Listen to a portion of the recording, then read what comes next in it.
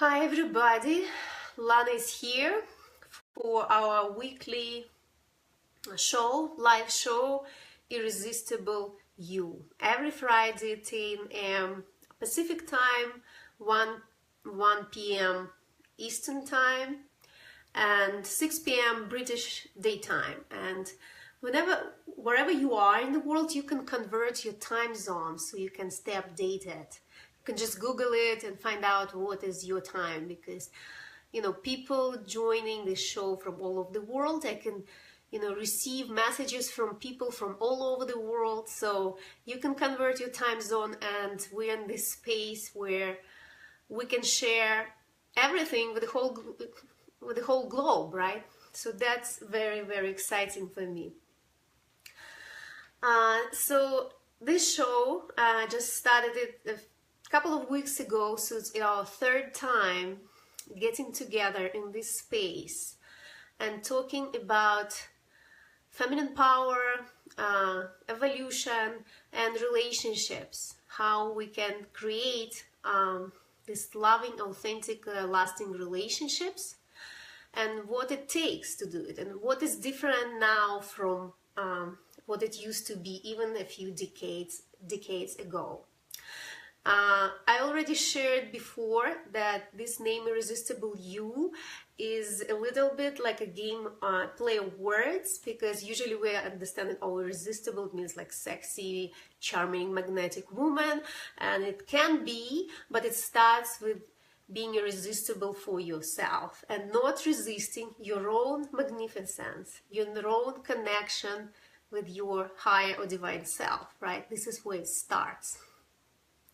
So today's topic is why do you need to stop winning in your relationships, right? I wrote a short article about it, and I received lots of feedback. I received some questions, people who were reaching out to me personally. So I decided to go live today and share this exciting topic with you. So now if you're jumping in or watching on the replay, please say hi so I can see that you join, because otherwise I just see how many people are watching right now. Say hi, say where you're from, and share likes, share hearts, share comments, ask questions, engage yourself, because this is interactive modality. It's a live show, so we can interact right here, right? And I will come back to you and I will answer your questions. Even if you're watching on replay, I will also come back to you, to your comments, and respond, right? All right, so the first question I asked about this topic in my article was a bit kind of rough or challenging. So it was, do you really enjoy a relationship with a loser? And just listen to this question and ask yourself, what do you envision when you hear it? What kind of reaction, what kind of picture comes up for you in your mind? And how do you respond emotionally?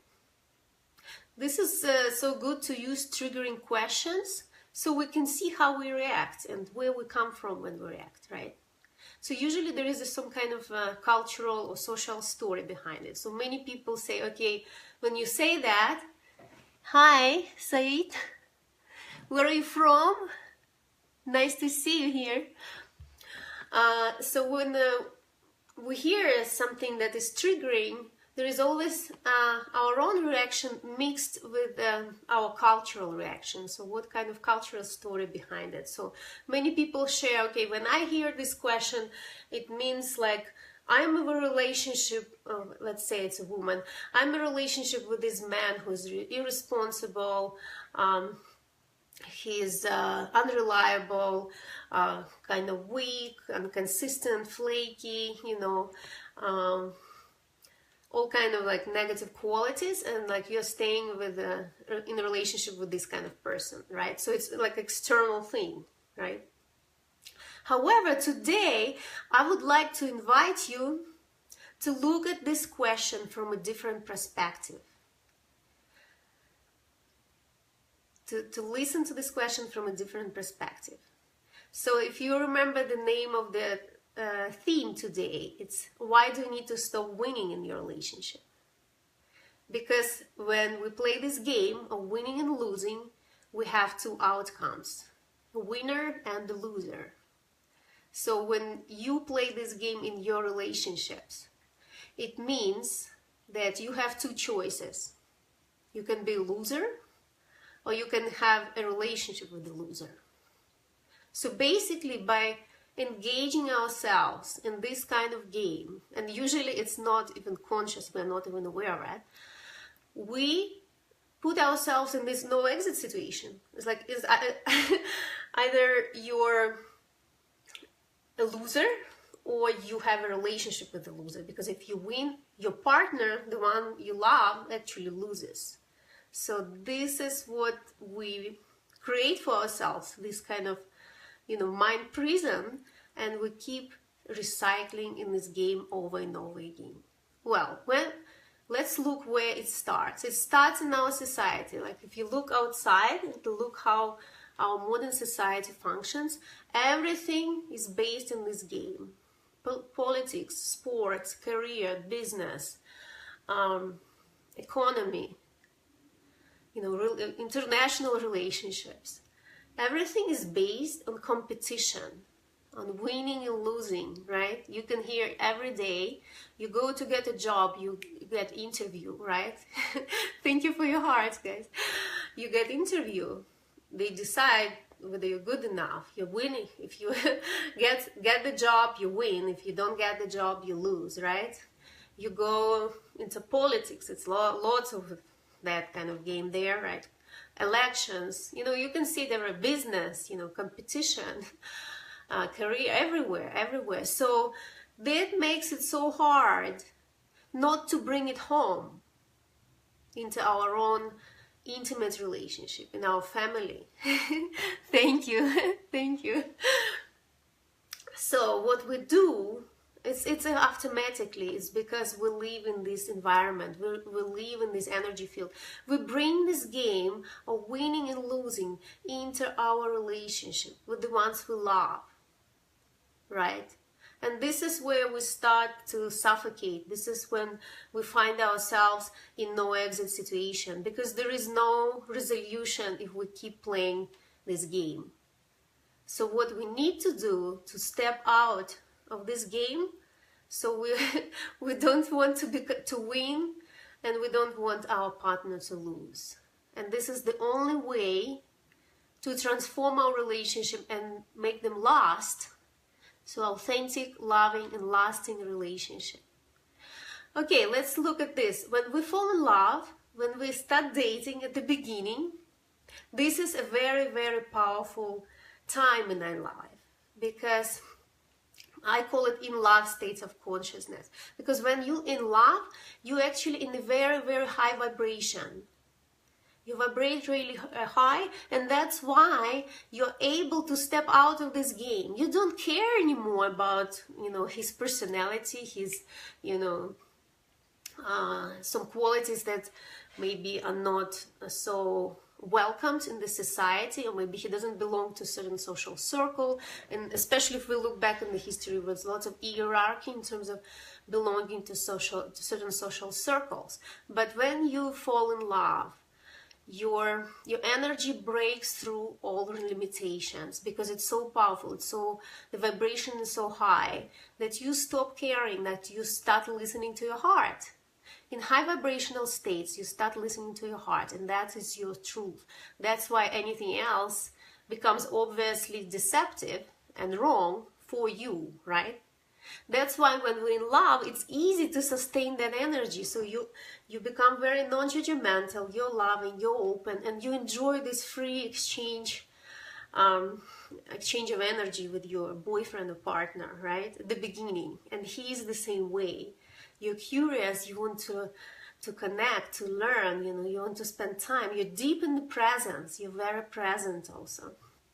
So that's why when you look back in the history, love was so powerful that it could break all the social norms, cultural limitations, beliefs, and values.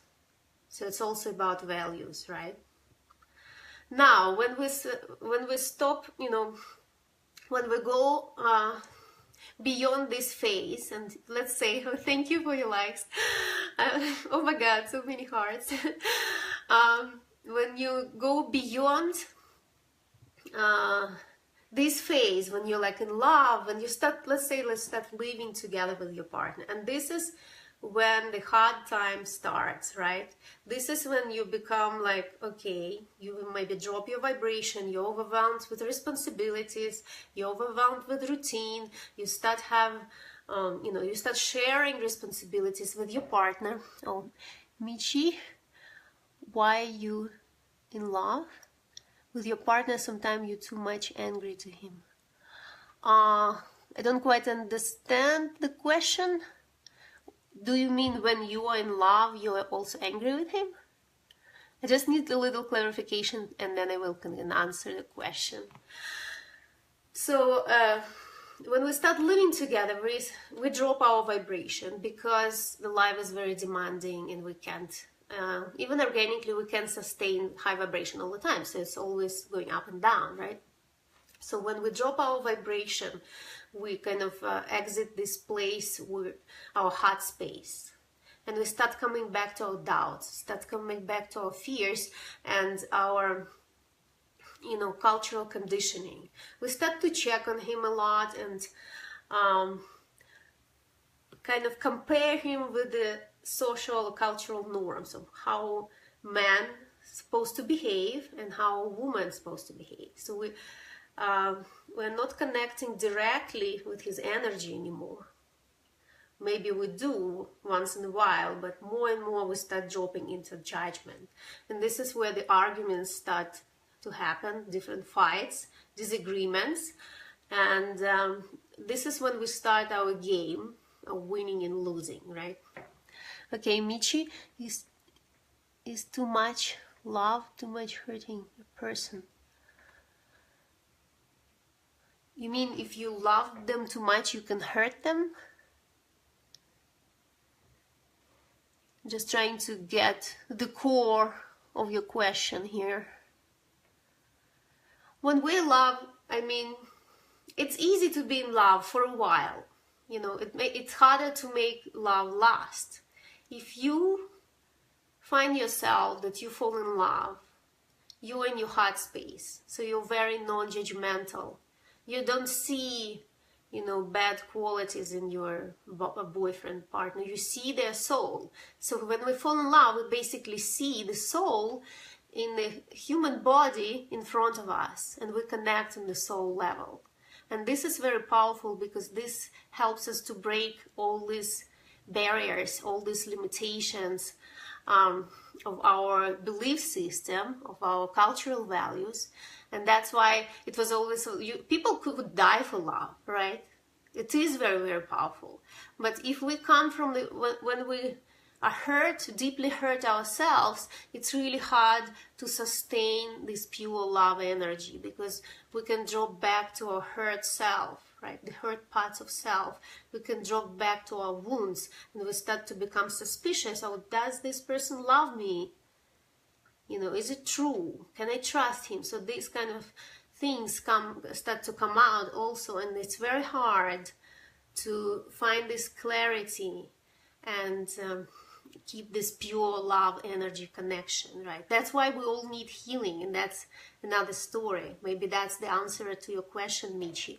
We do need healing before we can really love. And I will come back to this piece a little bit later, because I do believe before we become able to love unconditionally, like we talk about this unconditional love and lasting love, we should become, we need to learn how to just be curious about another person when we are not, in our high vibrations. And I will talk a little bit more about that.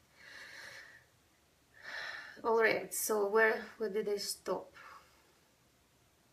Kind of got distracted here. Okay, so usually when we start living together with another person, It's a very bright example, because you live, you see each other, all sides. You see shadow, you see good things, and you have to deal with all of that. So when we start living, there are different relationship models, different roles. So if we start using this game of winning and losing in our relationship, we have to play a role of dominant person or like submissive person, right? Because there are only two outcomes, winning or losing. So, and if there is no obvious role, this is where the power struggle comes in. You know, we struggle to be dominant. We don't want to be submissive.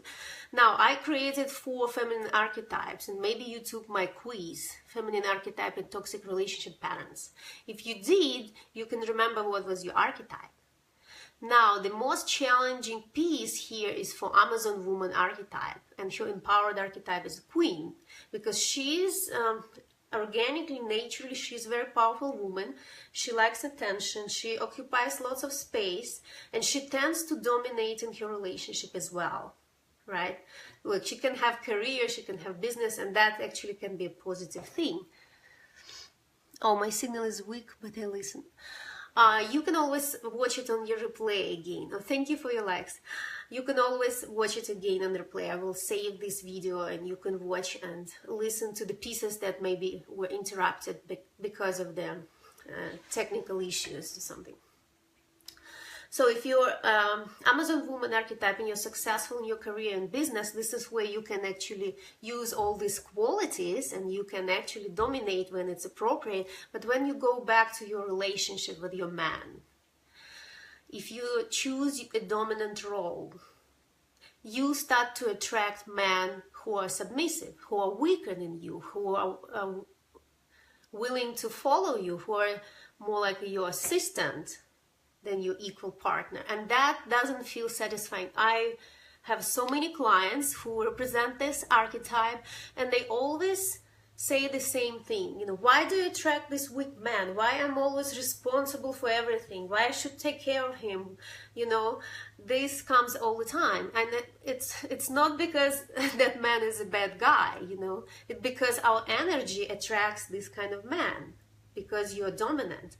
So to transform this pattern, it is very important to remember this game of winning and losing. If you step out of this game and you find this more feminine flow and you create space for your partner to make his own decisions, not to create too much pressure, right? That's very tricky here. Not to create too much pressure, not to be too demanding, and not trying to win, because then he will lose, right?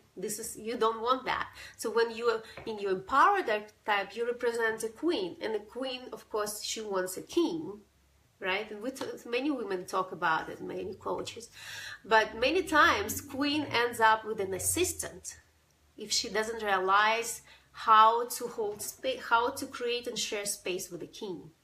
So the king will not show up until you create this space inside of yourself to give him a chance to make his own decisions, to give him a chance to be your equal partner and support you from that place, right?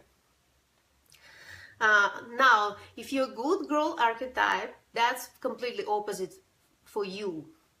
Because a good girl archetype, she's a peacemaker. Her empowered archetype is a great mother, and she always tries to do something good for others, forgetting about herself. So she tends to give in relationship, and she tends to be submissive in relationship and gives her power away. So for her, it's the opposite. It's actually activating and knowing her boundaries and keeping them really firm to say no when it doesn't feel right for you, right? So it's a very completely different stories.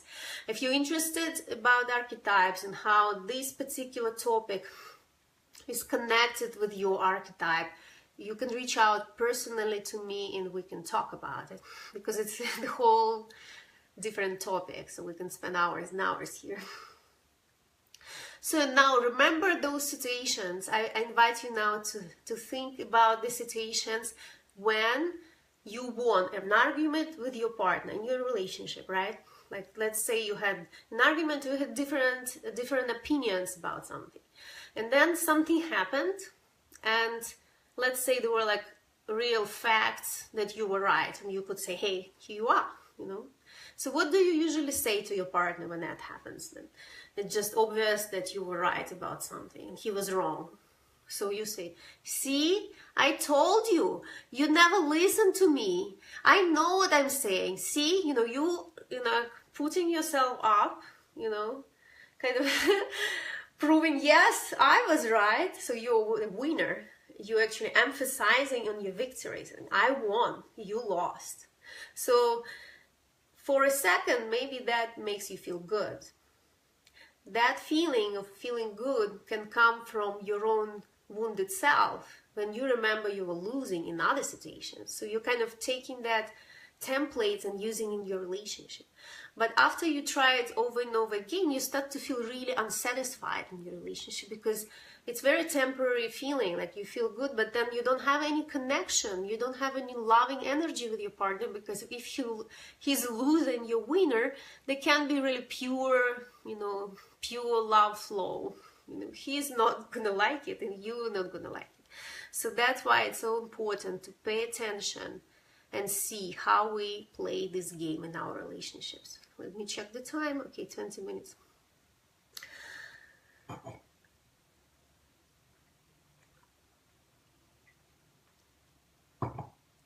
Now, I would like to emphasize on one thing here. This game of winning and losing coming from our patriarchal system, and it's still patriarchal. It's not about judgment, it's about evolution. Okay, we're evolving. We want to bring feminine peace back. So men have certain archetypal energy, right? And this game of winning and losing originally is kind of like a game, right? It's so deep into man's DNA that the whole system now represents it, because it's kind of unbalanced, right? Men like to fight and they like to win or lose. This is how they release their energies. This is why we have wars. This is why they have physical fights, you know. And you can see even in the nature, when you look in the nature, in the animal world, look in the animal world and see who is fighting, you know, Animal Planet or something. You can see that only male animals are fighting with each other, whatever, for like territory, for females, whatever, food, whatever. You hardly can see that female physically fight with each other. I don't remember that female like animals are fighting. So it's a male, it's so deep in DNA, it represents this male energy. And when unbalanced, it creates all these ugly situations like wars, violence, aggression, manipulation, domination, you know. That's so deep. Now, why now the role of feminine becomes more and more important in the collective evolution of human beings? Because we want to bring balance back, because it's our system is so unbalanced. It's all, you know, masculine structures, and female energy, feminine energy is very different. It's about balance, it's about acceptance, it's about flow, right? It's about that love, unconditional love that we do have as mothers for our children. It's about intuitive, you know, decisions, connection versus competition. So that is why the world is hungry for this feminine energy, and that is why it's so important for us women. That's why I'm like probably a relationship coach for women, because I do believe in our power, and I do believe that we can bring it back to balance our world and our relationship.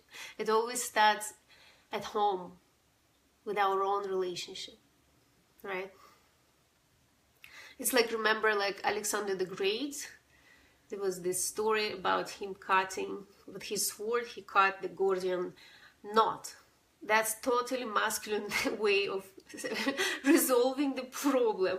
It's like a violence, you know, I'm gonna just like do this and that's it.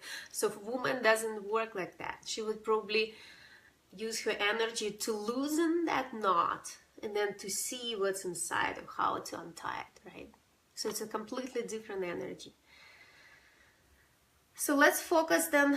I wanted to tell you one story. So because I've done so much more work on myself and the relationship, and lots of different trainings, practices. So one time, when I have tension in my relationship with my partner, one time I suggested to use this powerful technique, somatic technique, to release the energy between us. Because I know that whatever conflict is about, it's not about the content of the conflict. It's about energy behind it.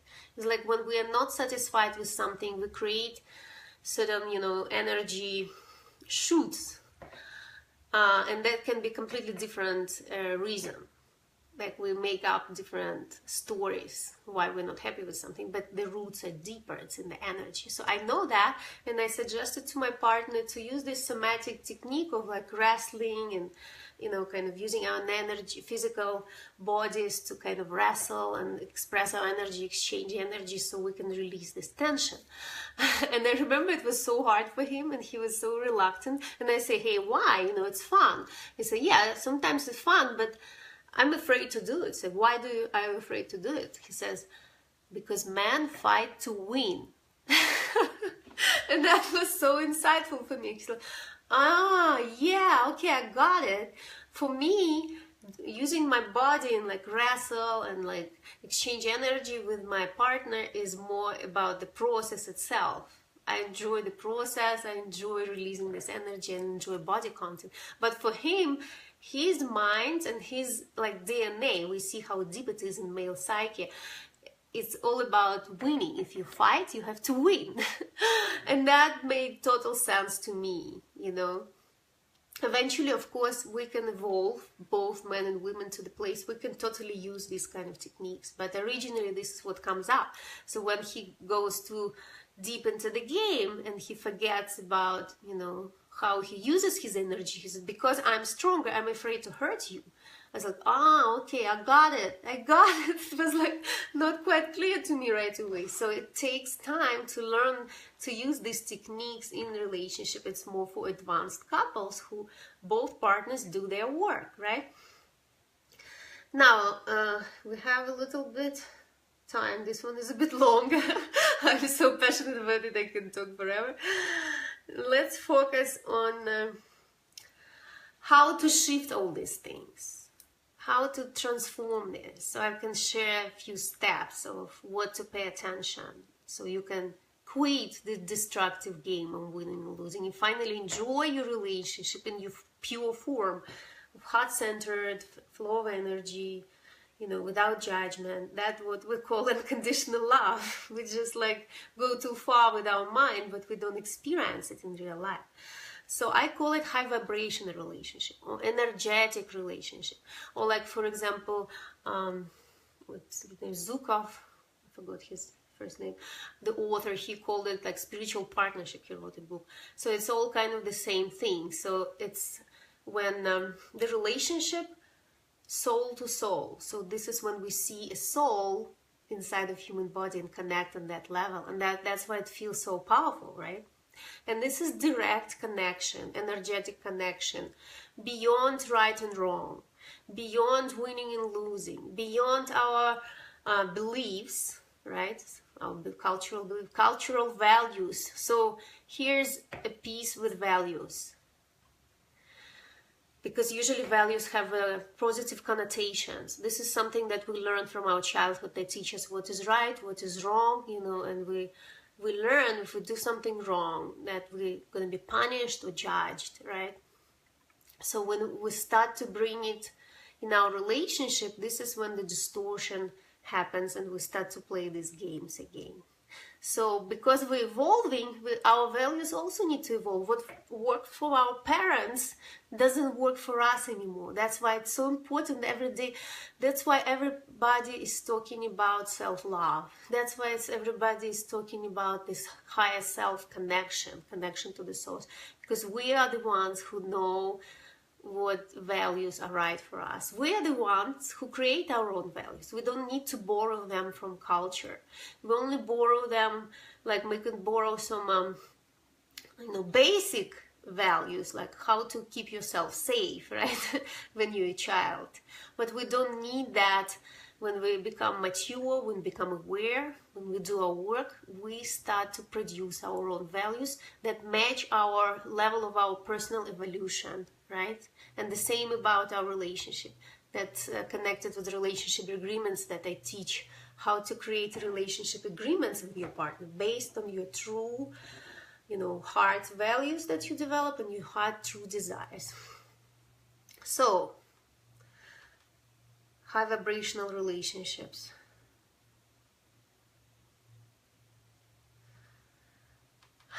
So let me share just a few pieces here, so I will be more brief and precise with this.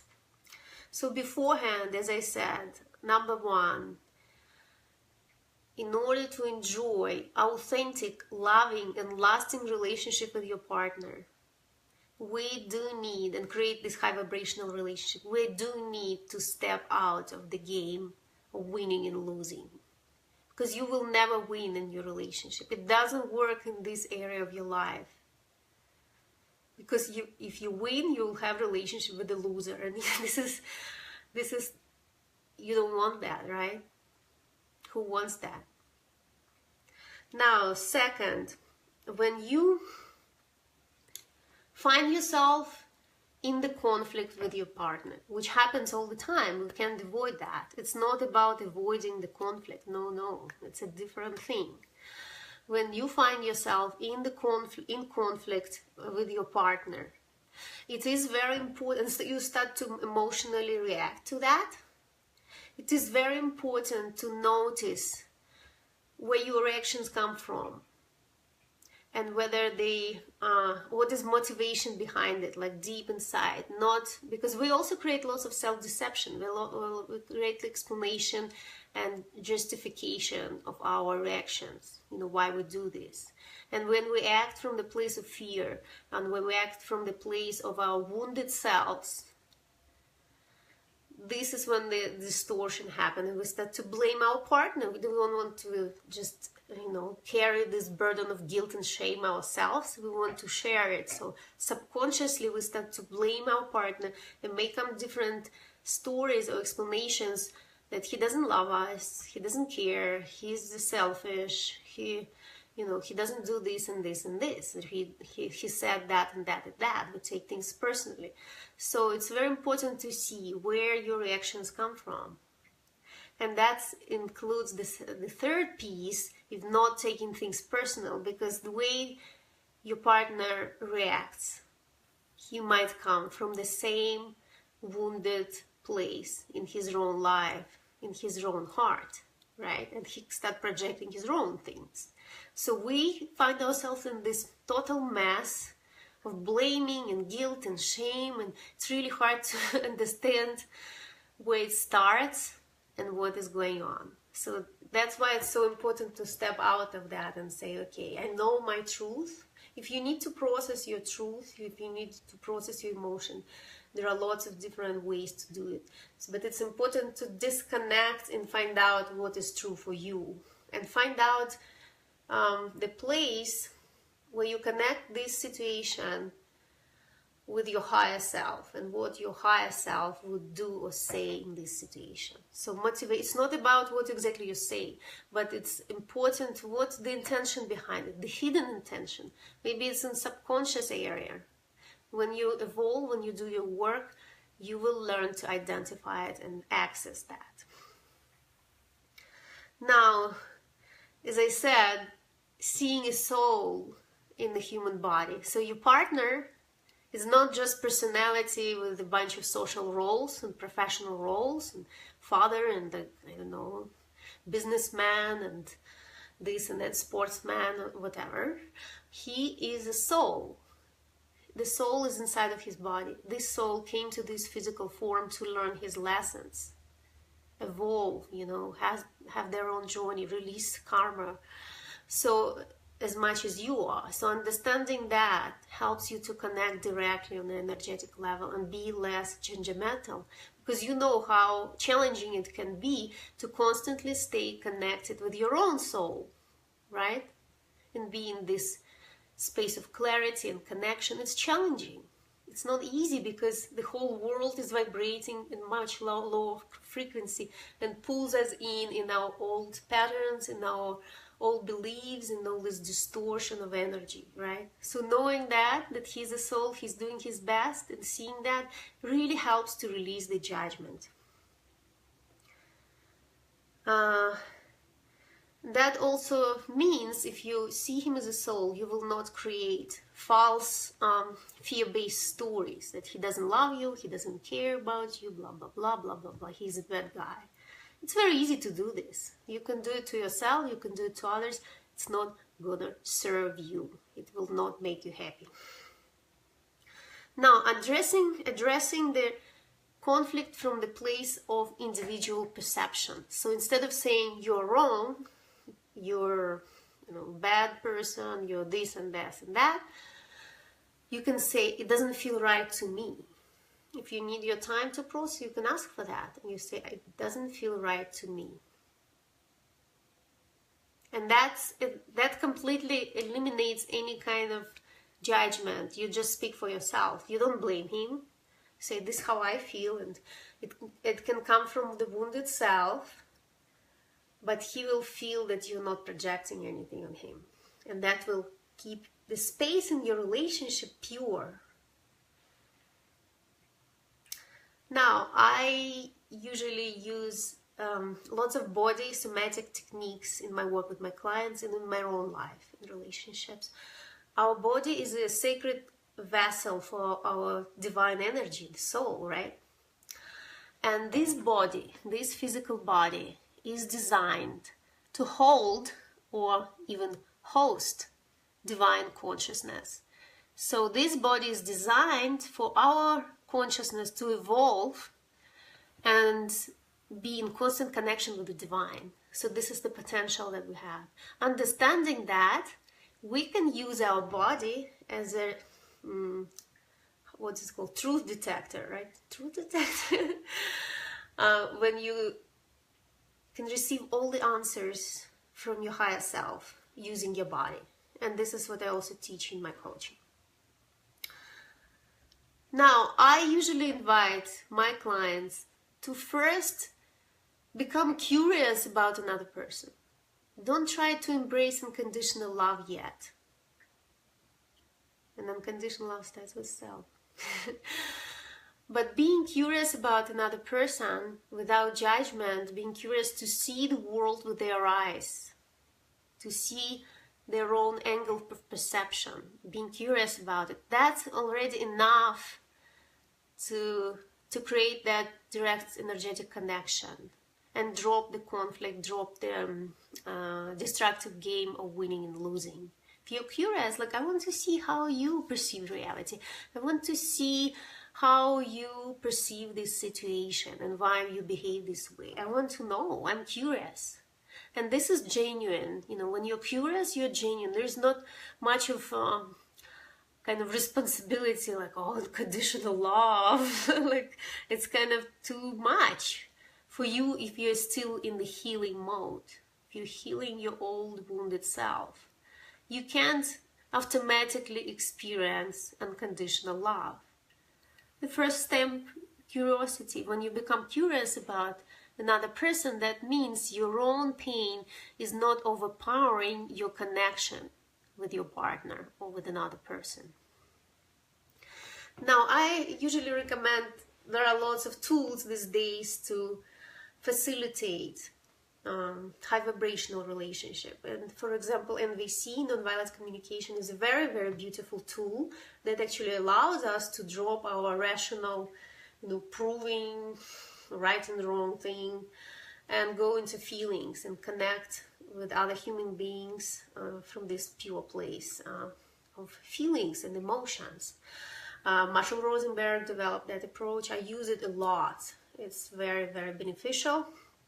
Now, releasing emotions, working with emotions, knowing that emotions are energy. This is the energy. And just knowing how to navigate them, how to accept them, how to understand them in the right way, it can completely change your life. So emotional intelligence, emotional freedom techniques, emotional release techniques are very powerful.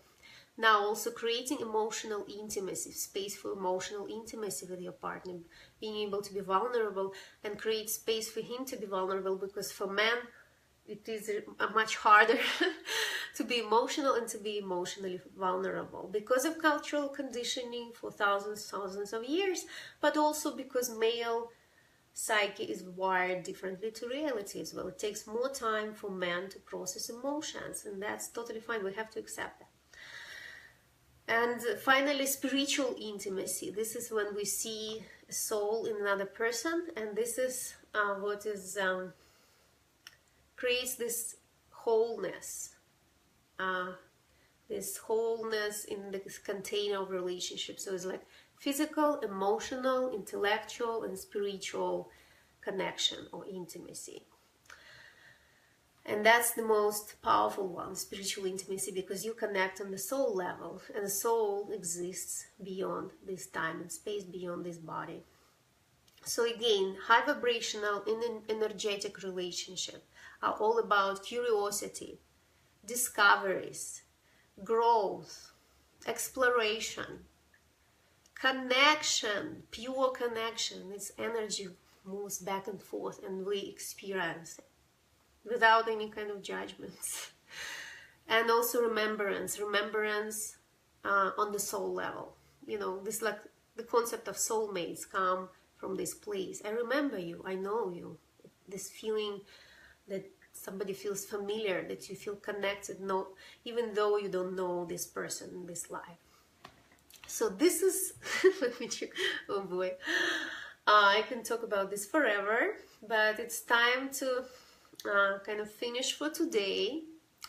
If you have any questions, if you have any insights, if you feel something got activated and you need to continue this work, you need support on your own individual journey, in your own relationship, in your own, healing process, in activating your feminine power, you're welcome to reach out and we can talk privately. My first consultation is always free, just about connecting, and getting to know each other.